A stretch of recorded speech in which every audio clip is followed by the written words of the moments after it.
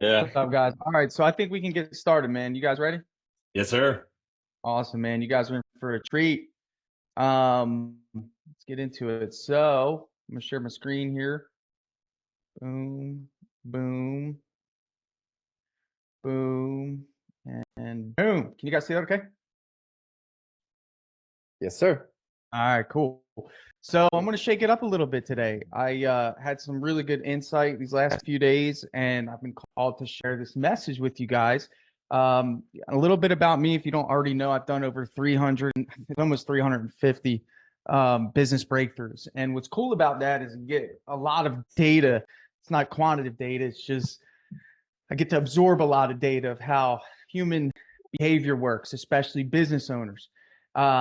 So instead of going hard on specific things, I think this is about you as a leader, you in terms of mindset, the direction you're taking your business. Because I'm talking to leaders here, and you are the business. Most of you are the business. You have a direct input on the growth of your business based on your energy, your actions, the risks that you take, your risk assessment, the decisions that you make, even just the decision to show up here.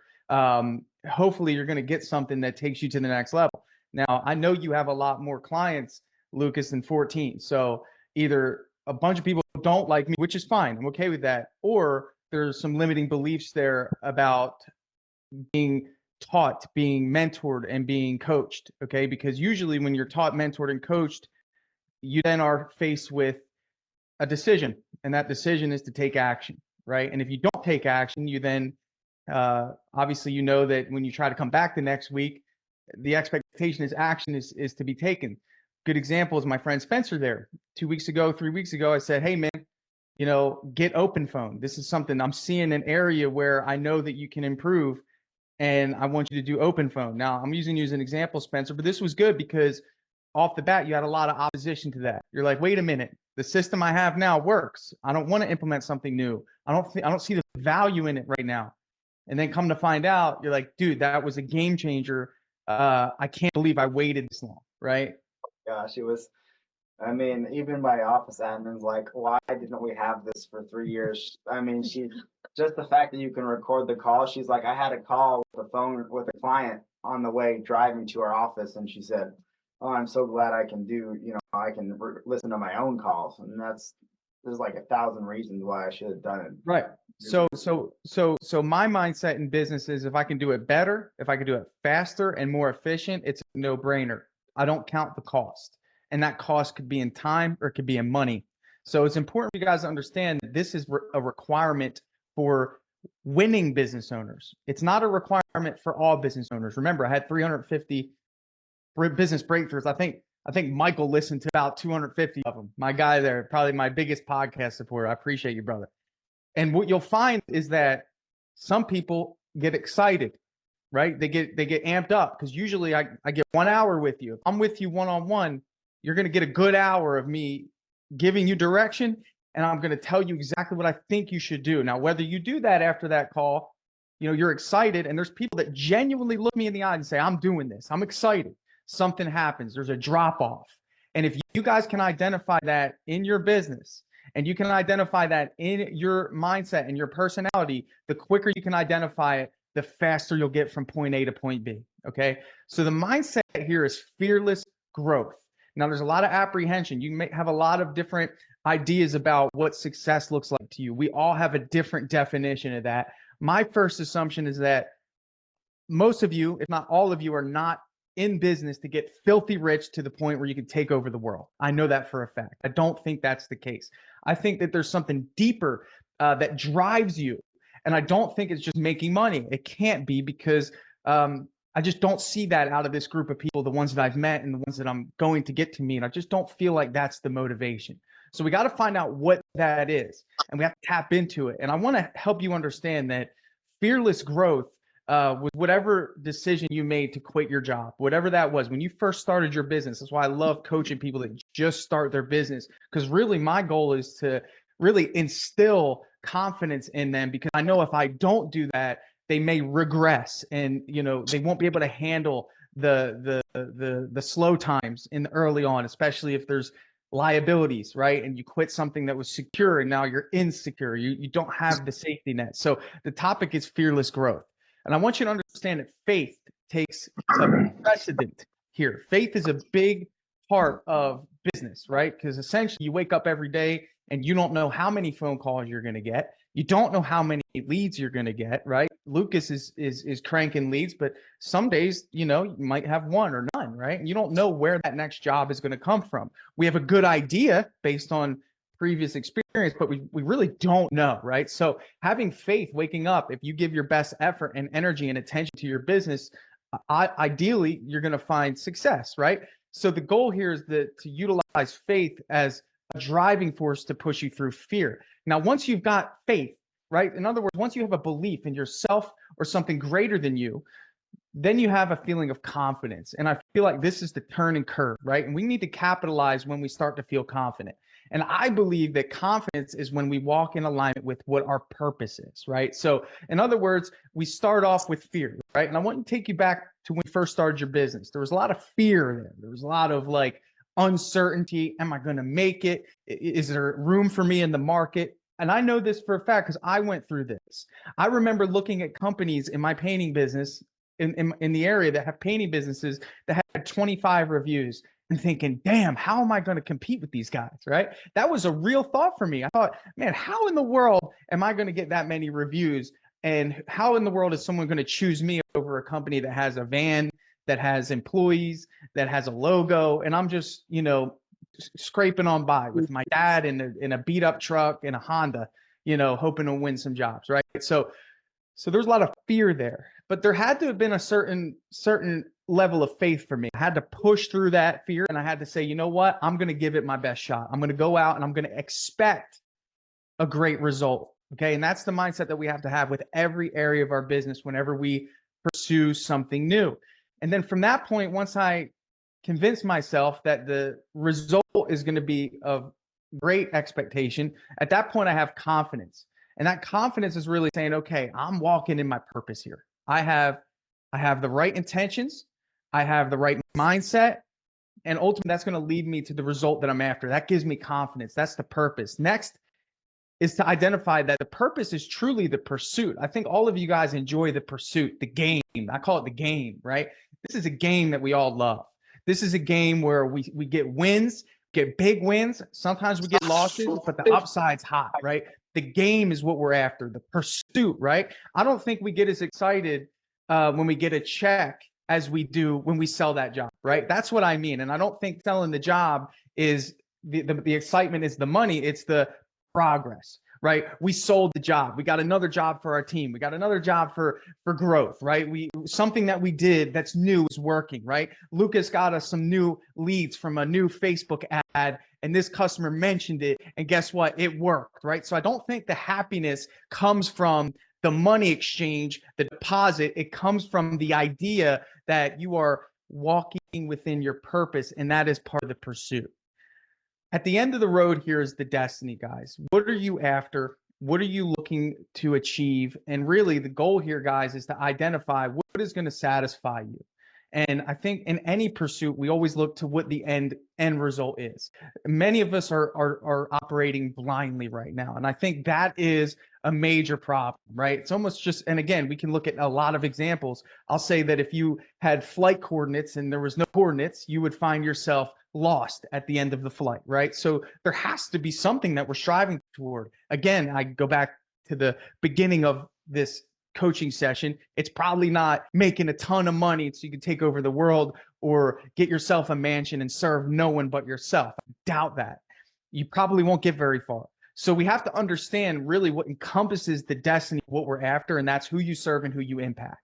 And I think if we focus on these two things, guys, and we utilize them as leverage, we'll find success in whatever we do. Maybe you're already experiencing that. Maybe you're identifying how much power you have to impact the lives of your employees and impact the lives of your customers. And I think if you come with every decision, not just your overall business game plan to serve and impact, I'm talking about every little decision, as simple as open phone, Spencer, that small decision, you have the ability to impact and you have the ability to serve. When I told you that with confidence, I knew that I was going to impact you and your business, and I was also going to serve you. So I could come to you with confidence and say, hey, this is a good move, right? And then you need to take that information, you need to justify that in your own way. And we're going to get into that. But at the end of the day, the focus here is, who am I going to serve? Who am I going to impact? And how does that help me make risky decisions and help me shorten the learning curve and shorten my waiting period, right? How much time do I need to wait to make a decision, rather than I'm going with faith, I'm going with confidence, I have a purpose, I have a destiny, and it's going to impact and serve the people I care about and I love. Next, none of this is possible without action. So 350 coaching session, guys. Okay. Very few people come back, and I offer it. Maybe some people I offend, some people I tell them what they don't want to hear. That's why I do it for free, because I don't want anything to stop me from giving honest truth to individuals. And it's my truth. Sometimes it's not always the best advice for what they need or what they want, but it's all that I can give. And ultimately what I've found is that there's this missing component, right? Spent the first I don't know if we're at 10 minutes yet, talking about everything that's needed in order to take action. And that's why taking action is so hard, because no one's going through the process of first identifying that before every decision in business, there's a level of fear. It doesn't matter what it is. I think every person here who signed up for Lucas had a level of fear. And that's, you can't lie, because you know that it's true. Because what? Fear is usually tied to risk. Risk is usually tied to some sort of loss. In this case, it was, hey, is this guy really going to pay off? Right? I even think Spencer said that to me when I sent him to Lucas, right? And then they don't understand that, okay, in order to get past the fear, we have to have a certain level of faith. And then once we have a certain level of faith, we have to have a certain level of confidence. And then when we get past a certain level of confidence, we have to understand that there's our purpose, which is the pursuit. And then from there, the byproduct of the pursuit is the destiny. And then from there, when we understand our destiny, there's an impact and there's the ability to serve. At that point, we understand that taking action is then easy, right? But if we go into big decisions as business owners and we just see fear and action with nothing in between, guess what? Paralysis happens. And when paralysis happens, guess what? You miss out on the opportunity to win big. And these are the decisions that you have to make every single day as a business owner. Who to hire, who to fire, right? Usually the two biggest decisions. Where to put your money, what the outcome is, what the expectation is, right? So that's what we need to focus on, is how we can make quick, fast decisions and not be scared, okay? Because this is what's going to take you to the next level. I will make this very clear to you. Starting Drip Jobs was the biggest decision I had to make in terms of business. Biggest investment, biggest risk. I didn't think anybody was going to use it at first. It sucked, okay? I utilized the same roadmap to justify making the decision to take action. Who's it going to impact? Who's it going to serve? When I first started the company, I said, if this works, I can impact thousands of business owners. If it works, that's worth it to me. Here's the feedback loop when it comes to your decision making. First, it starts with fear.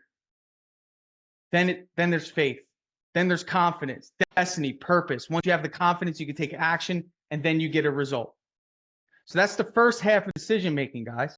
This is so important for you to understand, because if, like anything in business and in life, if you have a system, right? If we have some sort of system, and this is a system for decision making, right? Which I think is the driving force of everything we do. Matt Highfield's in the building. Bro, I love your branding.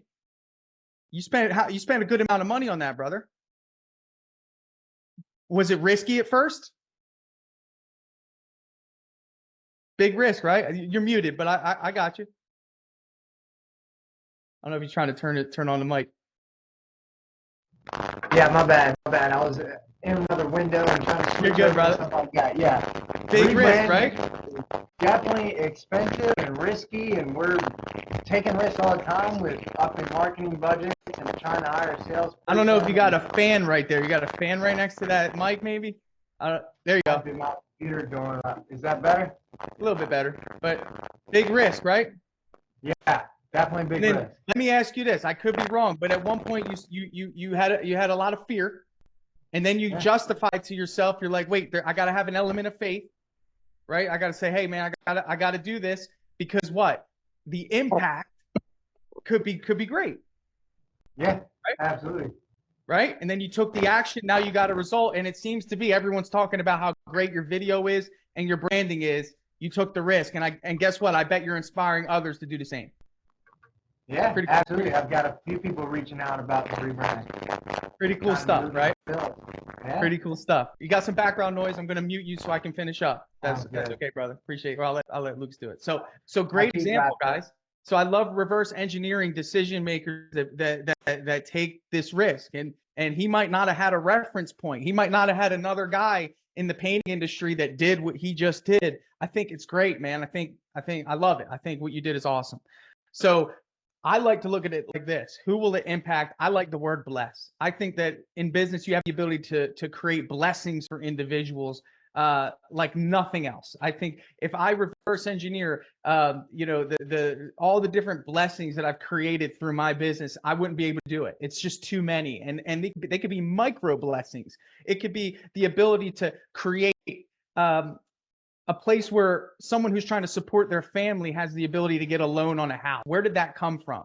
Well, that came from me taking the risk to make sure that I have the proper payroll system set up. And that might mean spending a little more money to get it done because I care about the end result and I care about who this is going to impact and serve.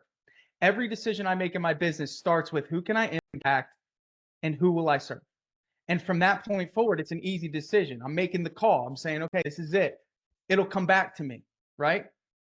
Sowing and reaping. You can count the amount of seeds in a fruit. We all know this.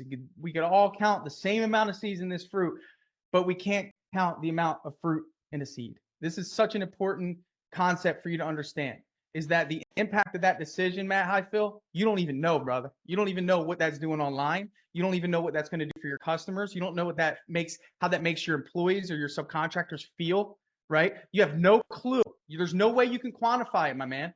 You have no clue, but because you operated with faith, you took a big leap. Watch the rewards, watch the fruits come in, okay? So your business is a sum total of the risks you take, the systems you implement, and the strategies.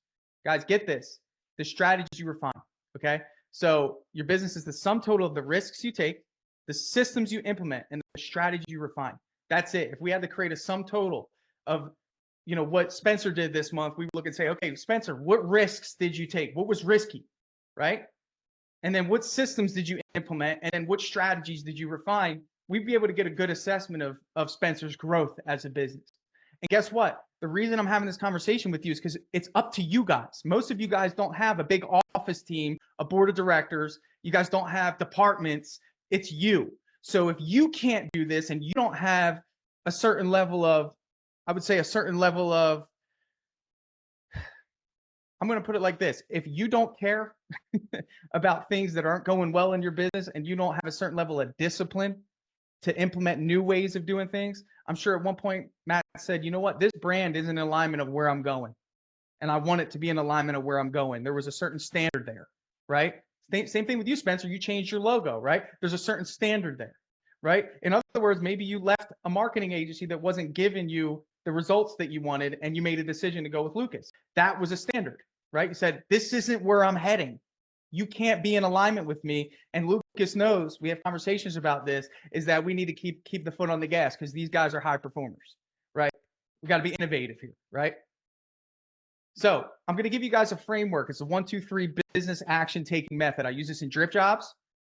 I use this in premium painting, okay? It's something that I consistently do. There's one thing that I do for both of these companies. It's decision making. That's what I'm here for. That's what I get paid for. That's why you're the guy who gets the profit, is because you make the decisions. High risk, high reward. Faith without works is dead. This is one of my favorite Bible phrases. It's the most truest statement. It's wisdom. Faith without works is dead. You got to take the action, right? Let's get into it. So number one, I want you guys to understand that there's 3 levels to this. The first level is to systemize. So I'm going to break these down. I'm going to go around the room. We're going to talk a little bit, and we're going to go through these 3 business decision-making principles. Number 1, systemize.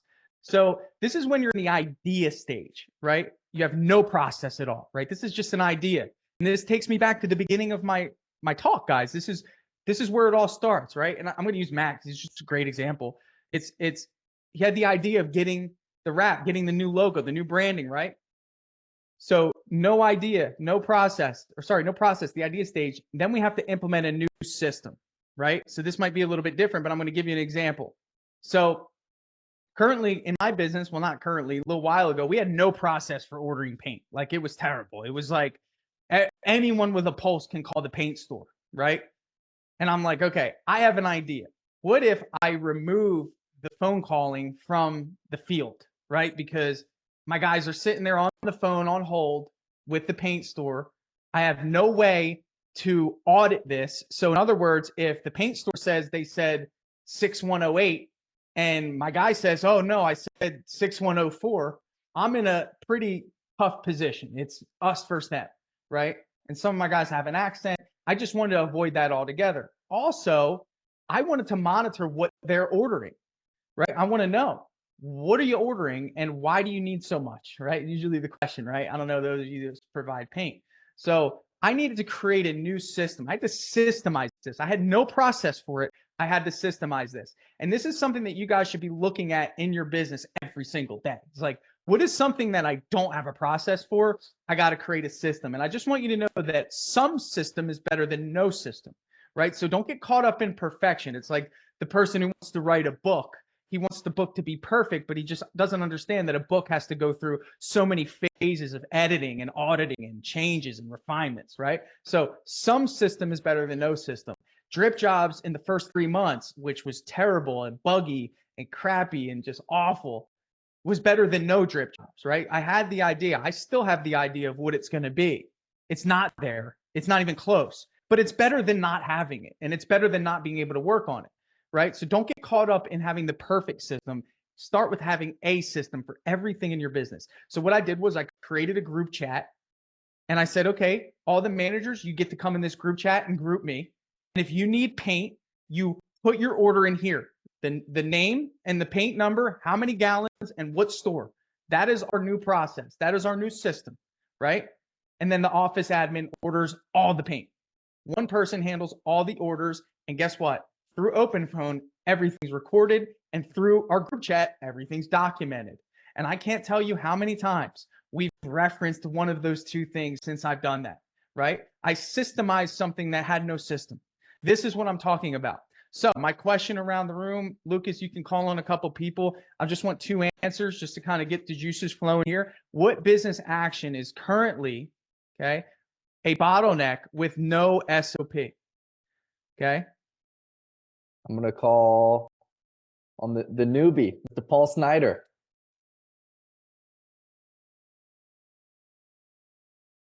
Oh, you there?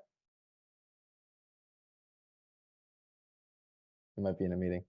All right, we'll call Michael then. Michael, currently no process, right? You have no process for it. So what business action right now, something that happens in your business, is currently a bottleneck? And by SOP, I don't mean a written document. I just mean a standard operating procedure for the way that you guys do business. What's something you can think of right now? I think honestly, the keeping track of all of my orders for my clients, all the paint, just everything's kind of scattered. So that's like that's a great one, right? So you have customers that have colors, right? Mhm. And right now, maybe they email them to you, maybe they call you, right? Maybe they text them over to you, right? Yeah. Okay. Sometimes, yeah. All right. So good job, right? So you're identifying something that's broke. It's just no system for it, no process for it, right? I had that same thing happen to me. So what I did was I spent 30 minutes. I went to Google Forms, which is a free app that you can use, and I wrote down a form with every single room, and I called it interior paint colors. And now I create a link to that form so our customers get an automated message in Drip Jobs that has them fill out that form for us. So the customer gets a great experience and you don't have to worry about mismanagement of the information, right? Okay. Okay. The cool thing is all of us probably have the same problem. So if someone brings something up here, chances are either I've solved it or someone else has in here. I'd like one more, Lucas, please. Let's go with, let me check here. Mr. Julio Leon. Julio, you there? How's it going, guys? Yeah, I'm Julio, here. what's up, brother? Good to hear from you, man. It's been a while.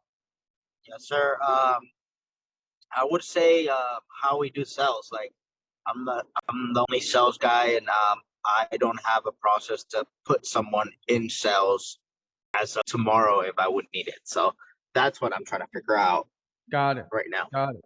So there's a couple of problems, right, that we need to think about in terms of, all right, so what's the end goal? It's to get someone in sales in your place, right? So in other words, you have to duplicate yourself in what you're doing now. And there's two processes that you currently do not have. The first process is how we price the jobs, right? So in other words, we need to create a system on how we price jobs. The second one is how we pay a salesperson. These are two things that you currently do not have and need to create. So let's talk about that. That actually is a good segue into number two. All right, so number two is to optimize, right? So we're going to get into optimizing. Julio, right now, brother, you do have a system for how you come up with pricing. Is that true? You have some methodology behind that, right? Yeah, I typically like already know. Like even when we already go in the house, I already kind of know how long it's gonna take us and how much paint and stuff. Yeah. But I don't have something in writing where it's like, hey, this is exactly how you're gonna do it, and this is what's gonna continue working for us and keeping our margins where we Right. want them to be. So from a leadership perspective, you need to put that in the optimized bucket. So when you allocate time to work on your business, you need to think, okay, I think one of the most important things I'm going to do here is I'm going to optimize my time, and I'm going to create an estimating strategy, or I'm going to take my estimating strategy and figure out a way to make it duplicatable, right? So we're going to optimize. So the first level, guys, first one is systemize. So that's something that's no process. That would be when he first started his business, he had no estimating process. He kind of created one. All right. So he did systemize the way he does estimates. But now that he's iterated it, he's taken action on it, he's implemented it, he's recognized that there's some level of success with it, but not to the level that it could be scaled. He needs to optimize that piece of his business. And that's what this is here. It's optimization strategy, right? That's what he's going to be doing. He needs to optimize that. So again, you guys should have three buckets. The first bucket is, what do I need to systemize? In Michael's case, it was, I have absolutely no system for collecting colors. So that needs to be in my systemized bucket. And then the next one here for you, Julio, is, okay, this is in my optimized bucket. I've got to figure out how I can optimize my estimating to where someone else can do it for me, right? And guys, I want you to understand that there's so many of these. So it would be wise for you to say systemize, optimize. I'm going to show you the third one here, okay? Before we go, Lucas, can you give me somebody that has a business action similar to, like I said with Lucas, like estimating, that's working, but that could be refined? Can you call on someone, please? Oof, yeah. Let's see here. Calling someone that needs more refining in the system. I you don't know. think? Everyone needs refined. There's not one person in here that doesn't have an answer for this one. So they have a system that's okay, right? But Ooh. it needs refinement. It's time to optimize it in order to get to the epitome of business, which is the ability to sell it. So there's something that someone's operating in right now that if someone came to buy their business, Lucas, they wouldn't be able to buy it because it's so dependent on a broken system. Got you. Yeah, I'm gonna feel bad calling on someone. So does someone want to speak up about it? Michael, go ahead, bud. Yeah, so I have like all my processes down for like my cabinet jobs, and that's what I'm trying to dial in on. But I do so many of them that I still don't even have them fully written down, besides them being on like the estimates that I give out. So, because they're all kind of different in their own way, I still don't have them written down to where, like you said, like someone can come in and try to buy it from me. So it's like I have to step that up and find the leaks and I would put that in the category of optimizing your documentation, right? So that's documentation. What I'm talking about here is optimizing the workflow. In this case would be like, okay, I have a certain product that I'm using for my cabinets.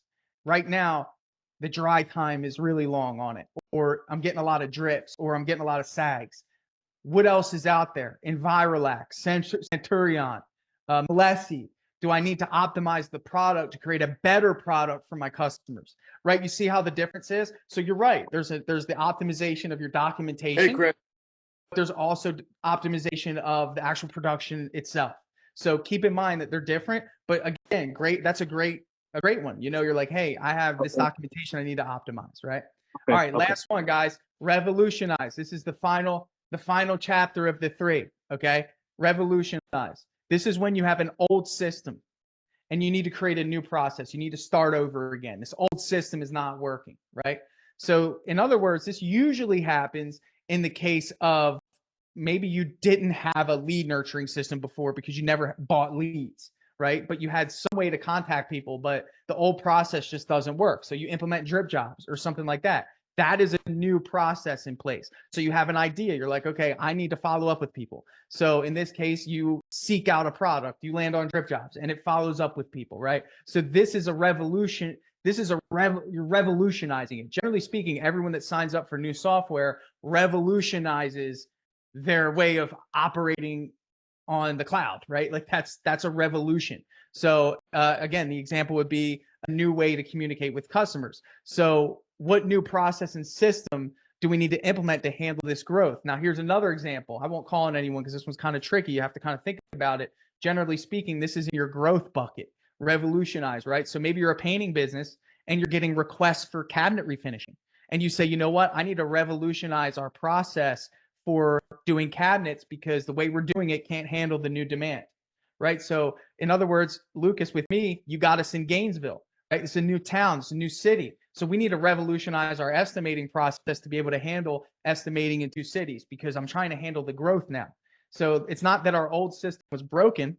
It's not that our old system needs to be refined. It just needs to be recreated, right? So sometimes it's not just refinement, it's recreation. I'm going to show you guys this. I'm going to bring it all together right here. So this is probably the most important slide. So if you were kind of fading out, now's the time to come back to me, right? So here's the deal. We're going right here. This is your feedback loop right here. Okay, this brings everything together. It all starts with an idea, right? Michael, you probably had an idea a few times when you were getting those colors in your email, right? You're probably thinking, dude, there's got to be a better way to do this, right? Now, something stopped you, though, right? There was this like level of apprehension. It's like, I don't know what to do. It's not that important, right? And then when it happens again, you're like, damn it, why didn't I do that, right? I need to get that figured out, right? This is business. This is why business is so difficult because there's so many of these things. If you're not systemizing, then you're optimizing. And if you're not optimizing, you're revolutionizing. And if you're not doing anything, you're stuck. And I know some of you might be stuck because you're just analysis by paralysis. You're like, I don't even know where to start. So this is your feedback loop here. Number one, it starts with an idea. Boom, comes into the head. Michael says, there's got to be a better way. Generally speaking, that's how it starts. Like, there's probably a better way to do this, right? You're probably right. The second component, which is in big red letters, is massive action, right? Because if you have massive action, that means you can get quick feedback. In other words, Spencer, if you grab that open phone the day I told you, you would have had 2 weeks of better phone management, right? You would have found out if I was telling the truth, if I was lying a lot quicker. So it's massive action. Once you take the massive action to buy the thing, invest in the thing, change the thing, implement the thing, right? That's implementation level right there, right? So we implement it, right? He gets open phone and he says, you know what? I'm going to go all in on this. I'm going to switch my phone number from Google Voice to open phone, right? And we're going to give it a shot, right? So then at that point, we perform it, right? We iterate it. Michael, going back to you, had the idea, got to be a better way. I'm going to go to Google Forms or JotForm or any of the form creation tools, and I'm going to create this form, okay? And I'm going to implement it, right? So in other words, I'm going to do it. And then guess what? The next customer that I have, I'm going to send them that link and see what happens, right? So you then iterated it. And then if it works, here's the best part. If it works, then we've created the system. We systemize it, right? From that point, we have to make a choice. And this is the key here, right? The choice is we either optimize it because it works so good. So instead of just sending it to them manually, Michael, you throw it in a drip and drip jobs. When the card moves to project scheduled, you've now optimized that. And once it's optimized, here's the beautiful thing, guys. You usually don't have to go back to it for a while, right? Until you're ready to make another lap around the stadium, right? Or you say, this was not good. I did not like this at all. The customer got pissed at me. The questions were off. JotForm sucks. It froze up on them and it sent me the wrong colors. Guess what you then do, Michael? Go up, you revolutionize it, and you start over again, right? So things sometimes require revolutionary action that you don't even know yet, but you're too stuck to start, and you won't get to that point, right? So in other words, we're not going to know if Lucas's ads work until we pay him the retainer. Is that true or false, right? We don't know. We have a good idea. We hope it does, right? We know they will, right? because we're here. We get it now, right? But the goal here is for you to understand there are two parts to this. Lucas's job is to do this feedback loop with your ads. Is that not true, Lucas? Is this the same exact framework that you use when you are putting out tests for your ads? Yes or no? Absolutely. 100%. He has an idea. He takes action. He implements it. He iterates it, puts it out into the world for performance. If it works, we keep it running, and then we optimize it. We make minor tweaks and changes. If it sucks, we revolutionize it. This is the secret to any business right here. This is it. If you can do this on a consistent basis with every single decision you make in business, you will win. Bar none. Screenshot it. Remember it. Every decision you make. And there's so many areas of your business I can't even begin to describe. So it's important for you just to take it slow and start utilizing this framework in everything that you do. So that's what I got for you guys. How much time do we have left, Lucas? We have 15 minutes, it looks like. Yes, sir. Yeah. I think now's the best time to open up for a little mini business breakthrough. We're going to talk about some areas in your business that you're struggling in. And I'll let you guys kick it off. If somebody wants to talk, just use the hand raise icon, and maybe Lucas will call you up, and we'll just talk about an area of your business that you're struggling in, or maybe you want some more insight on what I showed you today. How do you know that the right action, that massive action, is the right action to do?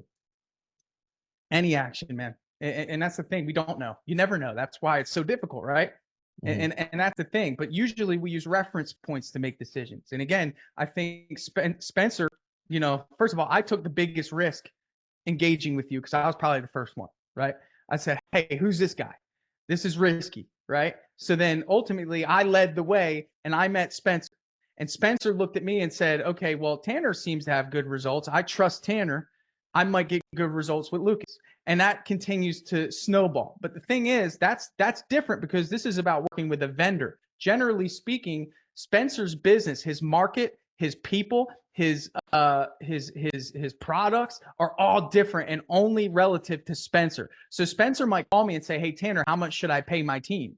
And I might say, dude, I mean, I pay my guys this, but dude, you have to worry about your guys and how the market is there and what the rent is and all these different factors that only relate to Spencer. So he can use my reference points as a guide, but unless I own and operate a painting business in his town, it's not going to hold as much weight as anything, because when I work with you, Lucas, it's the same experience that Spencer's going to get. Different demographic for the ads, same general experience when it relates to you. But Spencer's customers are different. His employees are different. So he needs to rely on his own judgment more than anything when it comes to internal business decisions. There's no two businesses the same. So everything's risky. That's why action is important, because it's good to have massive, fast action. We'll get that feedback loop going so he can either pivot or do something again. But here's the beauty of it. If he takes massive action on something and it doesn't work, he's already on the other side of the fence. He already says, you know what? It's not that risky over here. I can make the second decision a lot quicker, maybe save myself some time and money. That's why it's important. Got you. And then if you take an action and it doesn't work out the way you wanted it to, how do you know that it's not the right action versus I just didn't do that action correctly? Reference points, right? Hiring is the greatest example of this. And I think all of us would understand. We get somebody and it's always risky. That's probably one of the biggest risks, guys, is bringing someone into your business. Why is that risky? Because there's so many unknowns when it comes to a human that we don't get to uncover within a week or 2 weeks. It sometimes takes a month, right? So the thing is, this is why the hire slow, fire fast mentality closely aligns with the framework that I'm sharing with you today. Because if we hire slow, we make the best educated decision. And by the way, the massive action starts when we agree that we need to hire somebody, not during the hiring process. We don't want to speed that up. We're just taking action and saying, okay, hiring someone's risky, paying them is risky. Will I be able to keep them busy? So these are all the questions that we need to be able to answer yes to with faith. Then when we get the applicant, we recognize, hold up a second, this guy is not who I thought they were. This is what your question was, Lucas, where you're saying, well, how do we make it? How do we know when to make the decision? Well, here's the deal. We need to be bold enough to recognize patterns. Wayne Gretzky, one of his greatest quotes was, I was great because I knew where the puck was going, not where it was. That's a leadership skill, to be able to look and see where the ball's going, dude. You got to be able to project what's happening and make a decision before it's too late, right? So we're not going to wait for the guy to steal something from our customers house. We're going to identify the patterns and the behaviors of the individual and get better at making decisions. Now, listen, if this is your first time hiring, guess what? You might not see it as quick as I do. I might be able to come in and sit with Spencer. Well, Spencer's been in business a while. Maybe Michael's getting ready to hire some new people. I might be able to ride along with Michael, sit in on his interviews and say, that guy's going to be a problem, right? But he might not have saw that, right? So he needs to go through that himself. He might need to go through the actual problem, which is risky.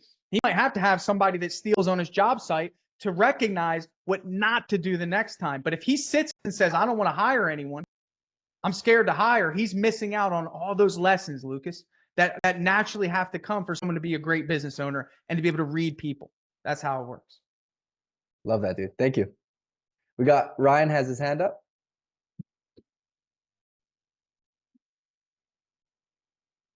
You there, Ryan? Yeah, sorry, I was just coming off mute. No sweat. I had a question. So I was just talking with a client a couple days ago, and she said that our follow-ups were too much, that our reminders, that our follow-ups were just like, it was too much for her. And I wanted to ask Tanner how many follow-ups should we do after an estimate? How many reminders should we give them when we're going to do an estimate? Should it be a day before, an hour before, or like what would be the best process to make sure that we're not doing too much, but it's still a good reminder? And should we be asking them like, hey, do you want reminders for the appointment, or what would be the best process for that? Yeah, man, I would say that you shouldn't build your business around the anomaly, right? You have one individual that's saying that the follow-ups are too much. Is everyone saying that, or is that maybe the first time you heard that someone's like upset with the level of communication? So yeah, you're definitely right. It could be just one thing. We had a couple people that said, hey, it was nice to have a reminder, or even sometimes they'll say, hey, oh yeah, I mean to text you, it's not going to work out this day or something like that. So it was just one person. But we just started with like the reminders, like a week and a half ago. So it's still kind of testing, but I just figured I'd ask. Yeah. I don't know what you put your schedule for. I do one 24 hours before and then 1 hour before for estimates, but I will say this. That's exactly what I do. Yeah, and here's the deal. The reminders are for you, right? To make sure they keep their promise and show up for the free estimate that you're giving them. So ultimately, it's an accountability metric, but I'll also say this. At the end of the day, if they didn't get reminders and they didn't get follow-ups and there was no communication, you'd probably get more complaints. So you kind of have to choose your battles. I think that our goal is to separate ourselves in business. At least that's mine. I want people to see the way we interact, and I feel like reminders help with that. I feel like if you get 3 estimates and only one company is sending you drip messages and reminders, I'm winning because I'm the one building a relationship. I'm already showcasing to you what you can expect when you make the decision to buy from me, right? Because ultimately that's even risky for them, right? They're taking a risk. So if we can lower that risk, guess what? I think if we poll 100 people, they would prefer over communication rather than under communication. And in the event of reminders, I don't think that's something that the average person would complain about. Maybe excessive drip messages on the proposal sent. Maybe if you send someone a proposal and you hit them with like 5 drips in a row, that would piss someone off. But reminders are transactional and courteous. So again, I wouldn't get too worked up. Look at the data. Maybe in your area. I know. Are you in Canada? No, we're in Minnesota, right by Nick Slavic. Okay. Well, Minnesotans, it's different than New Yorkers, right? I mean, you got to look at the demographic too. Canadians, I've had some Canadian users of drip jobs say, we don't like to be too aggressive here. Like we don't have that level of aggression when it comes to sales. I think, Lucas and Justin Georgopoulos are changing that, but but that was a while ago. So you never know, man. I don't really know your demographic, but you know them better than I do. There's a lot of flexibility there. You can turn them off, turn them on, shut the drips off. That's up to you. So, right, for sure. That makes a lot of sense. One thing I would say too, after we give the proposal, so our reminders are the same, but then after we give the proposal, we have like a 2-day follow-up that says, hey, thanks for, letting us give you a proposal, whatever. And then we have a 7-day follow-up and then a 14-day follow-up, like, hey, notice you haven't moved forward. Is there something stopping you at like the 14-day? But I mean, it's spread out. I think that's far enough. I mean, what are your thoughts on that? I know it's a different demographic, Perfect. but I mean, again, I think, well, I think you could probably fit one in between the 2 and the 7. okay. And really the beauty of drip jobs is it's based on the stage of the customer. So it's relative. The goal Okay. is if you didn't have drip jobs, what would you say if you didn't have it, right? And you had Right. optimal time to really think about it, right? So after I gave someone my time for an hour and quoted them, I'd say, 2 hours after I leave, I'd send a nice thank you, right? Hey, thanks again for your time.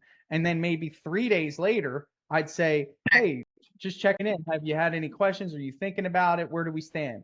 And then 5 or 7 days later, again, yeah, like you have, I'd say, is there something stopping you? Like, can we do anything? And like, so just think about it like that. Because really, I mean, that's like normal behavior based on what you're telling me. Maybe throw in one more between the 2 and the 7. Okay. We're pretty aggressive in ours. We got 2 hour, 1 day, 2 day, 5 day, 7 day, 10 day, 12 day, 15 day, 21 day, 30 day, 45 day, 60 days. Yeah, or do that. The 60 That's pretty aggressive. the 60 day has a 60% open rate, and we just got another person that said, hey, I know you didn't do my last house, but I have another house that I want you to paint at Oh, the wow. 60-day email. So I mean, the 60, and we've closed probably over a dozen people from the 60-day email because people just forget. I've had people close 4 months later, and they always respond to the last email you send. Wow. Okay, so I'm gonna add a 60-day then for sure. We might even add a 90 and 120 day. Like, there's no reason not to at this point. But like, Right. Yeah, there's no loss. They can unsubscribe from it, or there's no loss unless if someone says, stop calling me or texting me, then that's you. But generally speaking, Spencer, do you have people that are just like angry about that? some people will say stop after, but typically that's after we put them in rejected. Because Yeah. we also have a different sequence for when they get rejected. I mean, when we reject a proposal, so when they reject a proposal, we have immediate text and email how we can improve, and then we have a 14-day ask. Like after we reject it, we ask them for a referral, and that's normally what pisses people off the most. But I don't care. I spent a freaking hour at their house. They did. You spend your time. They can send me some time, and half the time, when we put them into rejected after 3 months, sometimes they'll say, "Oh, it's this price," or "Oh, we're just waiting for money," or they can still sign it after the proposal gets rejected. In fact, the open rate for the referral is also 56%, and how can we improve one before is at 62%. So it's like, So do you have a form with that? How can we improve? it's just well, it literally just says like, hey, we're working hard to make Swift Painting the best company in Utah. How can we improve? What was your deciding factor to choose someone else? Thanks for having us out. And then it says, still interested in working with us? Question mark.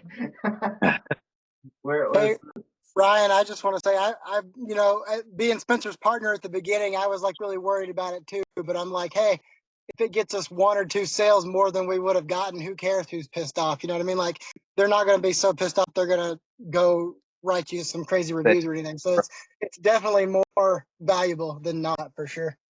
Okay. No, that makes a lot of sense. I'm gonna have to do some adjusting on that. Thank you guys. I appreciate that big time. We've never gotten a negative review. We've had negative reviews because we missed an appointment. We've never had a negative review because we're texting them too much. Okay. Yeah. So there's really I'm not gonna put a limit on it then. I'll just keep sending them. I would say that the default ones for the default drip jobs texts are too long. They were made when Tanner first started the company. I don't think they've been changed for a long time. All of ours are like cut in half. I mean, ours are significantly smaller. They're much more like. I changed mine in my account too. My best performing drip will always be, I can't remember how many hours. I think it's 1 hour after I get a new lead, and it just says, "Does Wednesday work for you?" And then, I mean, the response rate on that, and again, I actually had this epiphany when I hired someone off of friggin' Angie Leads, dude. And an hour, I didn't get any response. And then this guy, it was definitely the guy. He doesn't have drip jobs. He just texts me. He's like, "Hey, does Wednesday work for you?" And I'm like, I feel inclined here to respond to this. Like, did he text me this? Like, is this a human? You know, the first one's a little robotic with the link and stuff, but like, I felt inclined, and I'm like, boom, I gotta add that, because that's that. If I feel it, I know our customers will feel it. Yeah, So- we have like a breakup automation. So it's like when someone opts in, like sends their lead info and they haven't scheduled a call, we send them like an automated email that says like, did you give up? And it's like, hey, did you give up on growing your painting business this year? And that gets so many responses, has like a crazy open rate. It's just so simple. We Yeah. also divided so the first one has the link, but I divided it. I said, hey, we're gonna send you a link And you shortly. said, sorry, that was that. And then we send the link right after. They're both immediate texts, but they always get the first one and then they get the second one. But then it looks like two different texts and we add emojis. We're very grateful for the emojis, Tanner. Yeah. But Ryan, to touch on your point, I wouldn't make huge alterations just based on the information from one person. Like if you're getting Right. good feedback it. from a bunch of other people's and it's just one person that's saying like, hey, stop following up with me so much. Like we've had that too, but don't make like big alterations just based on one specific input. Okay. Yeah, that makes sense. That makes a lot of sense. Guys, thank you for your time. That's my time today. Appreciate you all. Just take what you learned today, implement something new, systemize, refine, right? Optimize, and then ultimately revolutionize your business, guys. Thank you so much. God bless you all. Thank you for letting me serve you today. Catch you in 2 weeks. Thank you, Tanner. Thanks, Tanner. Awesome, guys. Appreciate you. Does anybody have any other questions before we wrap up there? Tanner just dipped, so it'll be with me. But yeah. What's up, Matt? I had one, but Tanner bounced. Maybe somebody that's on the call could probably help me out if they've been in this situation. So I'm at a point right now where I'm having like 2 or 3 crews on my like painting and stuff like that, and I'm at a point where I need like a right hand guy, like a project manager, project coordinator, whatever the hell you want to call it, site supervisor. I don't know. So I'm curious on everybody's perspective on if I should hire like a young guy, train him up so he does exactly like kind of like close to how I do it, or hire an older like guy that's been experienced in the trade for a while. So if anybody got any answers for that, man, it'd help out a lot. Me and Spencer were realizing that you can pretty much train anybody if you have the right systems for it, and that the people that people seem to relate with and like are kind of really just how Spencer looks. Like he looks young, but he also has got the beard and everything, and he looks good. I've got a little bit of a baby face, but people still really appreciate that youth and that energy. And so I lean toward hiring the guy that most models your character and your drive, and train him with what give him your knowledge. So that's where I stand on it. But. Yeah, One yeah. thing I would. One thing I'd maybe add on that is if you hire an older person, sometimes they're set in their ways, and it kind of brings back to that, the saying, you can't teach old dogs new tricks, because if they're set in their own way, they've been doing it for so long, how are you going to try and train them to do a different way, and are they going to follow that? If you bring in a decent human and they're trainable, then you show them what you're doing and they'll probably actually listen, versus someone who is kind of already set in their way, if that makes sense. Yeah. Hire for character and then train for skill. Right. Exactly. Yeah. Yeah, I appreciate that, man. That kind of puts it in, because I don't know, man. I was thinking about hiring an old guy, but then again, I've seen like my old boss go through so many estimators and project managers, and then finally he hired me, and I was just a foreman, and he trained me, and so I was like willing to learn whatever. So that kind of makes good sense. Yeah. So thanks, guys. Awesome. Yeah. Great question. One thing I'd add on that too, one of the guys on my team, he's like 67 years old, and he's been painting since he was like 40, or he's been painting for like 40, 45 years. And he's great at what he does, but he doesn't want to listen. Like he kind of has his own ways. He's kind of set in his own way. He kind of does what he wants. He still listens and he still does a phenomenal job. But if I want to train in on a new system, it's hard to get him to actually listen, because he doesn't want to change, because he's been doing it so long. He knows what he wants and he knows what does work. he's not really ready to try something new. So I think like finding someone new and just training them if they're a decent human being and train them for what you want. I really think that's probably going to be your best bet, just from my experience at least. Yep, for sure. Awesome. Anybody else have any questions, or you guys ready to wrap up?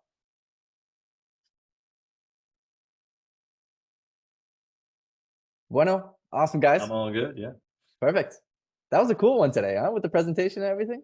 Yeah. That was I awesome. love that one. That was awesome. Yeah. And showing the idea flow chart. That was great. Yeah, sweet. Awesome guys. Thanks so much. And I'll see you guys if not this week, then next week at next week's coaching call. For sure. Thanks for hosting these. No worries. Have a good Sure. one, guys.